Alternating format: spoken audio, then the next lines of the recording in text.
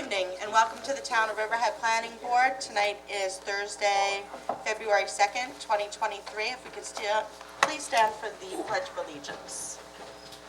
Pledge allegiance to the flag of the United States of America and to the republic for which it stands, one nation, under God, indivisible, with liberty and justice for all. Happy Groundhog's Day to everybody. I don't know if that was good news today or bad news, but we'll have to see how it goes. All right, this evening we have one public hearing on the agenda, and that is for the Riverhead Cider House patio and tasting room expansions. So I just spoke with Matt, and they do not have proof of mailings or postings, so we would not have jurisdiction to open this hearing. So we're going to have to notice the hearing. Renotice the hearing. We're going to have to pick a new date, renotice it, because we don't have jurisdiction to hear it. Okay. So do we adjourn it, table it, or just? It just gets marked off, and they're going to have to reschedule Yes, it. we have to come at the next meeting, prepare a resolution, and then to schedule. And renotice it. Tell the public, yeah. So for anybody Apologies who's to the here. public. Yeah. Yes, the principal's over there. Yeah, I can explain. That's fine. Thank you. The applicant did not provide the affidavits of posting or the affidavit of mailing to establish jurisdiction to open the hearing, so we cannot hear this unless that's provided. So it's going to have to be rescheduled. For the cider house. The Cider House hearing is not going to happen tonight. Yes. We apologize, we did not know. It's a surprise to about us this. as well. Thank you. I literally just found this out, our board just found this Yeah, out. and we have the applicant here, so maybe it might be better for them to explain. Yes. That's just their responsibility.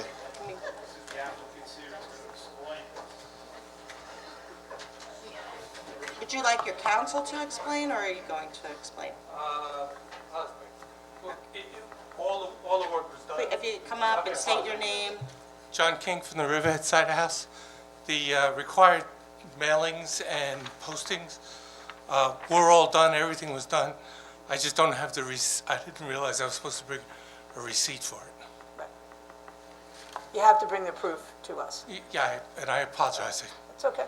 It was a mess. So you have to renotice it and resend it and do everything all over again with the new date. Okay, And then bring the proof with you to the hearing. next time. Hang on. I don't know what the rules are, but Yeah.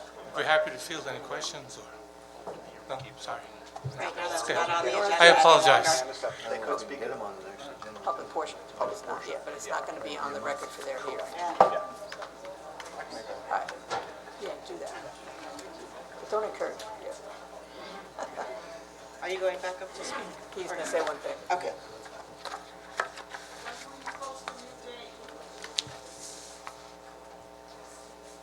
So it would have to come out to the next planning board agenda to obviously renotice this. So the public won't be heard specific to this hearing. However, there is a public portion of every meeting where any matter can be spoken on. It just won't be a part of this specific record. It'll be in the general record. Right. So the next date would probably be our February public hearing meeting. Is that enough time for? Well, it would have to go at the regular meeting, then we would be scheduling, we could schedule for the first meeting in March. We would have enough It time. would have to be another evening meeting like Okay. this one. All right. I sincerely apologize to all of you. I know what it takes to take time out of your schedule and be here. And again, this is nothing that we saw coming. And if you'd like to stick around and speak later, or you can come back for the next hearing where you will be on record for that hearing. Thank you. All right, Matt, thank you. Okay. Something wrong with the system.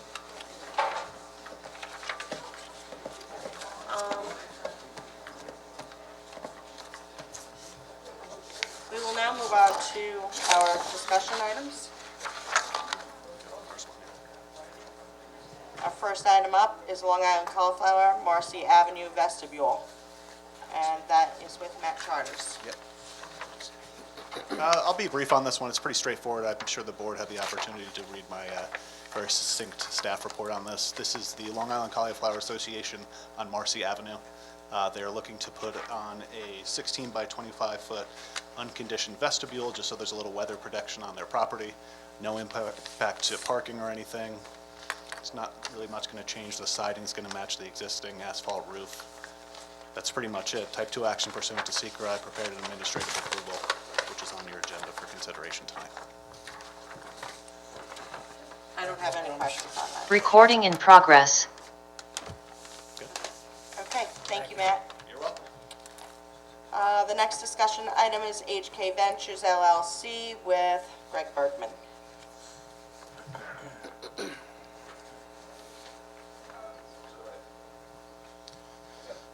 Thank you. So this is just an update on the HK Ventures site plan application. At the last planning board meeting, the board set forth the requirements for the final supplemental environmental impact statement for HK Ventures.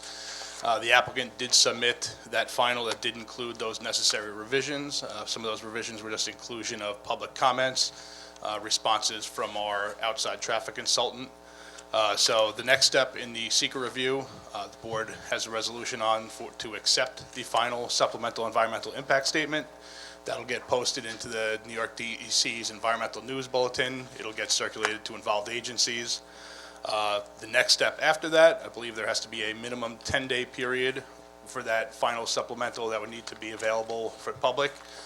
The next step after that would be the board to make findings on the application. So right now, there's just a resolution on to accept the final supplemental environmental impact statement for HK Ventures. Is that available for the public to see online now? Yes, the final supplemental will get posted on the website tomorrow once the board accepts it. The draft supplemental has been available on the website for a minimum of 30 days. We did, like I said at the last meeting, you did adopt a resolution which set forth the requirements. So the draft was made available for 30 days. The final will be posted on the website upon acceptance by the board. It's okay, it's okay by you? Yeah, I mean, the board was the resolution from the January 19th meeting was very specific. It included incorporating the written comments from Barbara Blass, written comments from Takwi Turchin, the written response from L.K. McLean, who's our traffic consultant who's retained for the environmental review, incorporation of the New York State DOT's project report, the final design for the New York 25 and Edwards Avenue redesign. And there were a couple of minor changes to the referencing the Riverhead Logistics Center, the number of truck loading bays, and eliminating a comment regarding community solar program in the HK Ventures. So all of those necessary changes, there were 6 of them. Those were all incorporated into the final supplemental. So that's the final that's going to go posted to the website and get distributed. Thank you. Very good, thank you, Greg. At this time, do we have any comments, public comments on the resolutions only? Okay, seeing that there's no one, we do have, Mr. Nenaro is out this evening, he is sick. I believe that he is on Zoom, or did he leave? In before, but I had to restart it because we never opened the public hearing. I haven't been able to get him up on the computer. Okay, that's fine, we have a quorum, so we're all set, we're good. So, I'll move resolution number 9, which is for the granting administrative approval for the Long Island Cauliflower Vestibule on Marcy Avenue. Second the motion? vote please, Bear? Yes. O'Day? Yes. Nacesky? Aye. Woski, yes. I'll move resolution 10 for HK Ventures LLC, accepting the final supplemental environmental impact, so moved. Second. Vote please, Bear? Yes. O'Day? Yes. Nacesky? Woski, yes. All right, at this time, if anyone has any public comments on all matters, I would ask that you keep your comments short, less than 3 minutes, please. And if you'd like to come on up.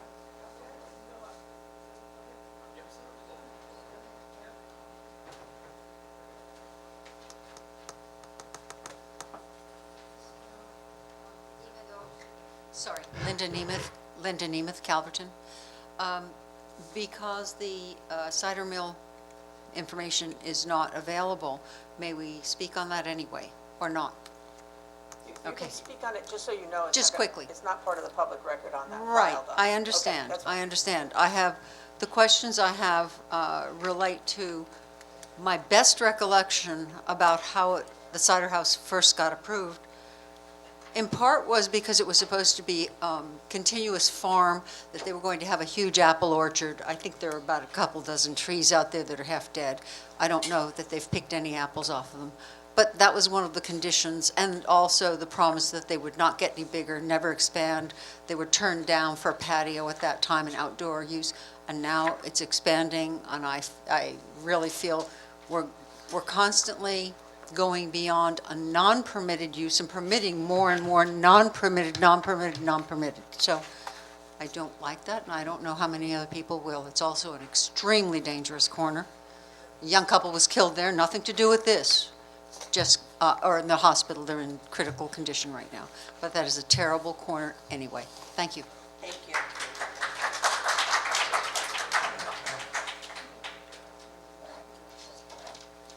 Is there anyone else?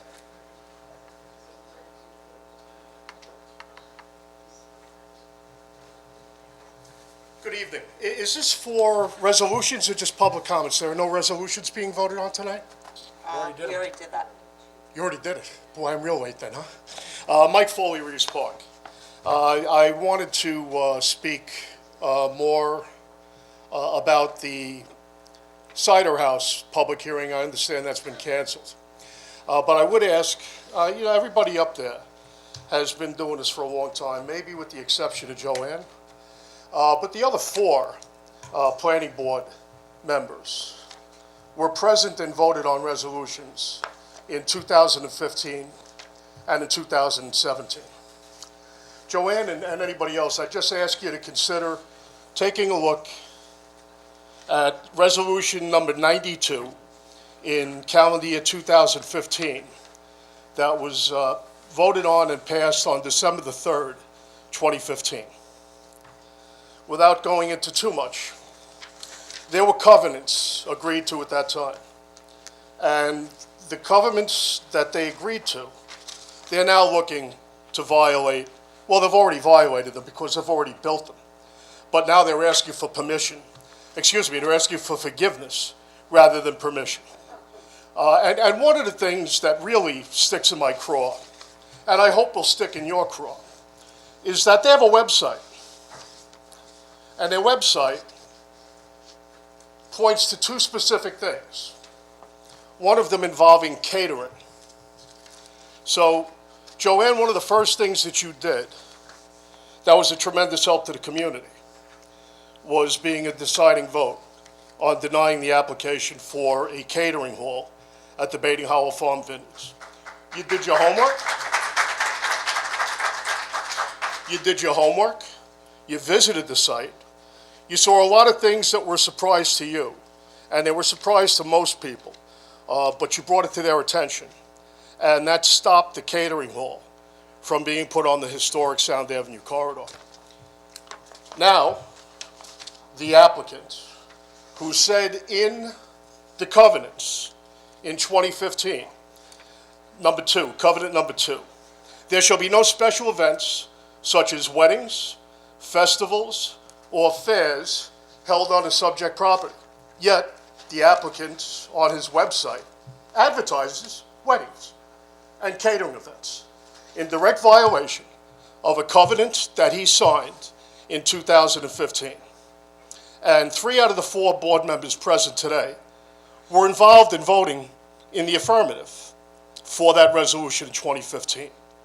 So I sure hope before the next public hearing that if you haven't taken the time already, that you take a time to look at that resolution in 2015 and further in calendar year 2017, resolution number 110, which was voted on November the 2nd, 2017. That reiterates a couple of the covenants and pledges that the applicant is presently in violation of. So I guess what it comes down to, and there's other case law that I'll certainly get into at the public hearing, cited in Real Estate Trends in the New York Law Journal, that talks about how courts have the right to have people have violating structures torn down because they were not permitted. He has three things up right now.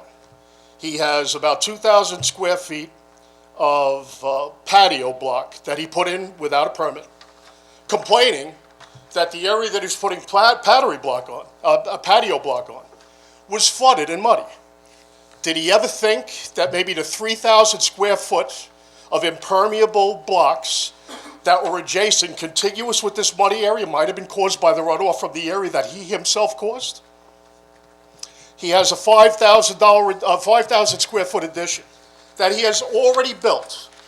We didn't know about it because it was in an existing structure. He had all these different businesses on the south side of the building.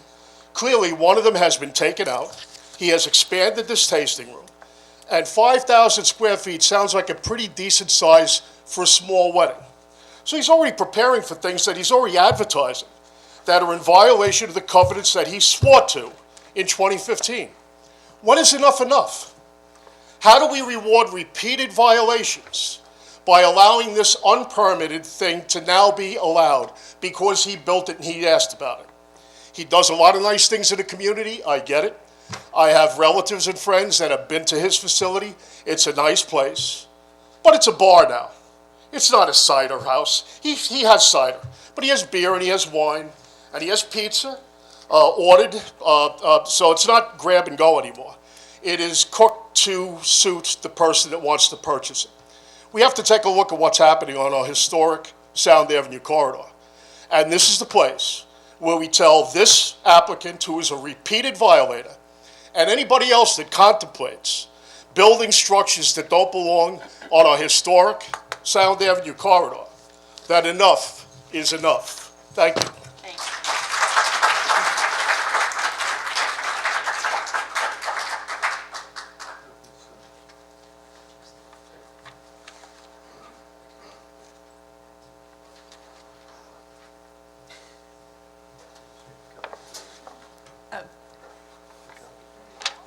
Good evening, Takwi Turchin, Greater Calverton Civic Association President. It's a very cold night. And this meeting went very quickly, so I'm sorry I missed the beginning of it. I did catch it outside that there's a problem with the filing of the noticing of the public hearing by the applicant. I'd like to say that, you know, hey, here's a great business. It's in our hamlet. They're successful. They really care about their neighbors. I can't say that about this applicant. And I really am sort of tired of coming up here and saying stuff that's negative. I'd like to be able to, other than to praise, other than to praise this board for what they've done for us in Calverton and stood up for us. So that's always going to be a positive that I bring to you. This applicant, as you've just heard. You to the meeting. Hey, there's a PA here. Okay. You've already heard the presentation that Mr. Foley just mentioned. It has a bit of a historic context to it. Mine is a little bit of a story, but I'll keep it short, unless you want entertainment and, you know, you came here for a reason you want to stay. But in 2017, when I was the secretary for the Civic, Mr. King came to the Civic and asked, hey, could you hold your meeting on a Saturday morning inside of our space so I can present to you what we'd like to do in that space? He had talked about it, and then he said, you know, please come. So we did. And I think there's probably about a dozen of us there. Sadly, not a lot of those people are around to come here tonight, but I am, and it's important what I have to say because it doesn't so much speak to a lineage of errors and missteps by Mr. King, but it does speak to the character that he asked us to believe. And what he asked us to believe was, for my wife, I'd like to have a business here in Riverhead and change grapes and greens from a cold storage unit into having a friendly neighborhood pub where you come to after work and you can relax and it's family time and there are games and you know, kids can come and we'll be closed by 9 and we won't have any large events. We weren't quite happy because we were sitting in a space that had already been configured to that end. So we took it with a grain of salt and said, well, you know, if that's what you want, and you want to be good to the neighbors, and then, okay. So he kind of got our blessing, and he did ask at that time, and they'd like to put a table outside on the northeast corner of the building, and we looked over and we were like, yes to what you've already got going for a family neighborhood pub, but no to an outside table, because we know what that leads to. And he said, okay. So we took him at his word. Fast forward to 2023, and this is not a friendly neighborhood pub where you go to after work. I've gone in, I liked it.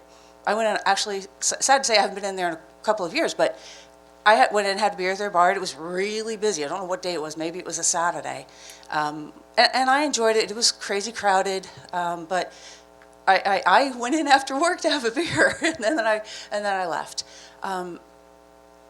This is a person who has to take us at our word as a civic, and has, in my eyes, taken advantage of us.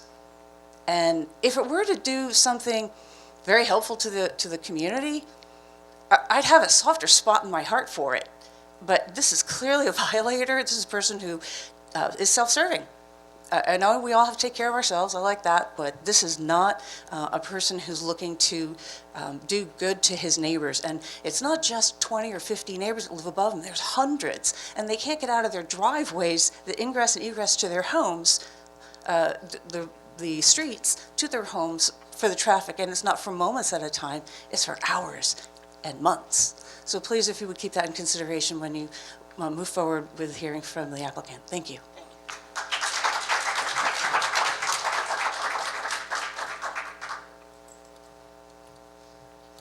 Madam Chair, Amanda Graham's Reeves Park. Mike, whenever you get to this microphone, I don't know what happens, but you turn into the most eloquent man in all of Riverhead. He doesn't even have a script. He just goes. I like to, have a little rub on that, but anyway. I bring up also another part of history. We argued outside music. He planted those stones with music, high stereo equipment hanging. We argued that, and we took him on face value. We did the same thing with Baiting Hollow. It's become catch me if you can. And thank you.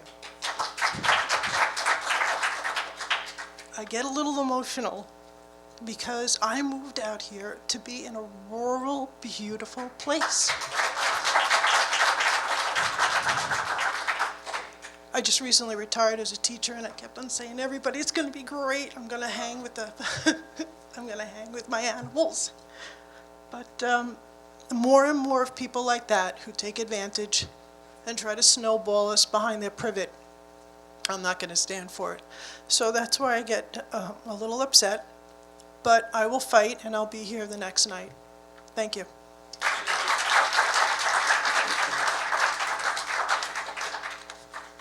All right, do we have anyone else?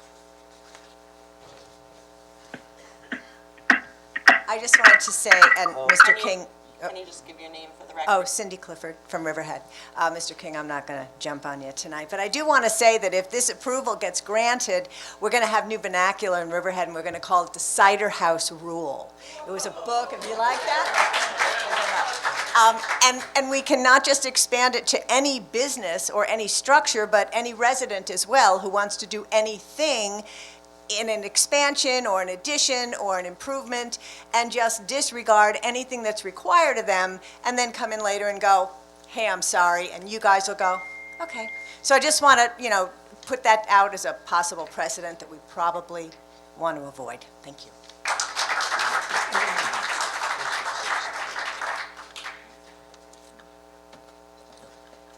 All right. Does not look like there's anyone else that would like to come up. So can we, Nope, no minutes. Other business, correspondences. Our next meeting date is Thursday, February 16th, 2023 at 3 p.m.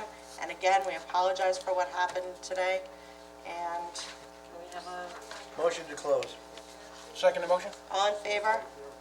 Aye. They're just saying